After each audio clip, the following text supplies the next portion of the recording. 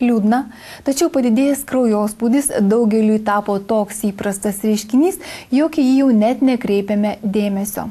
Mes norime pastoviai jums priminti, jog per didelis kraujospaudimas gali būti tokių rimtų ligų kaip insultas ir infarktas priežastimi, todėl į tai numoti ranką negalima.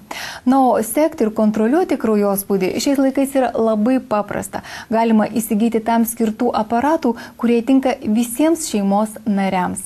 Tai gali būti ir puikiai idėja kalėdiniai dovanai. Pažiūrėkime. Krizė. Šis piktžodis persekiojo visus metus.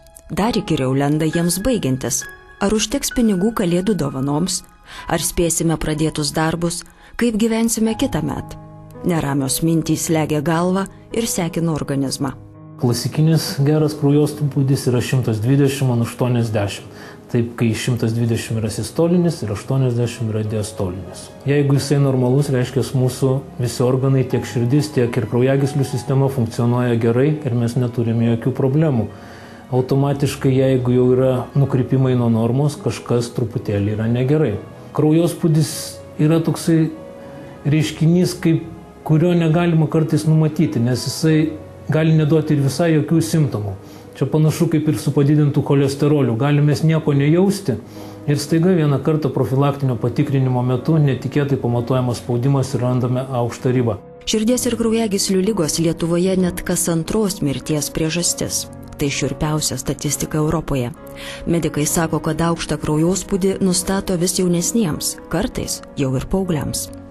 95% pirminės arba esencialinės hipertenzijos išsivystymo priežasčių nėra aiškios.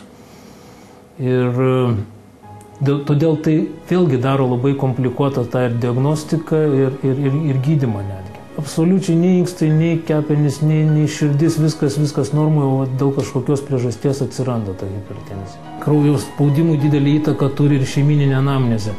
Jeigu mūsų tėvai turėjo ar seneliai turėjo, tai labai didelė tikimybė, kad tai bus ir mums. Laiku nesukontroliavus kraujospūdžio gali įsivystyti hipertoninė krizė, kuri yra labai pavojinga, nes dažniausiai jau įvyksta rimtos komplikacijos, kartais net negrįžtamos. Gali būti ir smegenų insultas, gali būti ir miokardo infarktas. Tai jau rimtos pasekmės, kurias tikrai paskui labai sunku pakoreguoti. Vaistai, tinkama mityba gali padėti valdyti kraujospūdį, tik būtina jį nuolat matuoti. Su Omron kraujospūdžio matuokliais tai galima daryti itin patogiai. Omron M6 Comfort turi unikalios formos rankovę.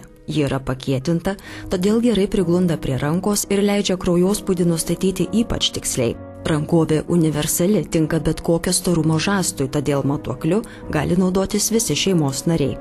Omron matuoklis valdomas viso labo vienu mygtuku, o didelis ekranas patogus ir jauniems, ir vyresniems. Įdiegta unikali IntelliSense technologija rankovę pripučia tiek, kiek reikia, nei per daug, nei per mažai, kiekvienam individualiai. Kraujospūdis pamatuojamas vienu įpūtimu, tiksliai ir greitai.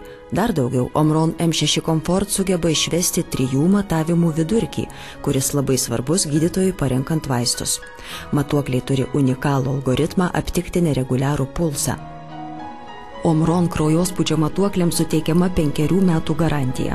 Camellia vaistinėse ir medicinos technikos parduotuvėse didžiausias kraujospūdžio matuoklių gamintojas šiomis savaitėmis skelbia kalėdines nuolaidas, todėl nusipirkę kraujospūdžio matuoklį dabar sutaupysite ir laiko, ir pinigų. Tai išties praktiška kalėdų dovana tėvams, seneliams, kitiems brangiems žmonėms, o gal net ir savo. Juk ir mūsų organizmas nusipelnė būti prižiūrimas geriausiomis ir patikimiausiomis priemonėmis.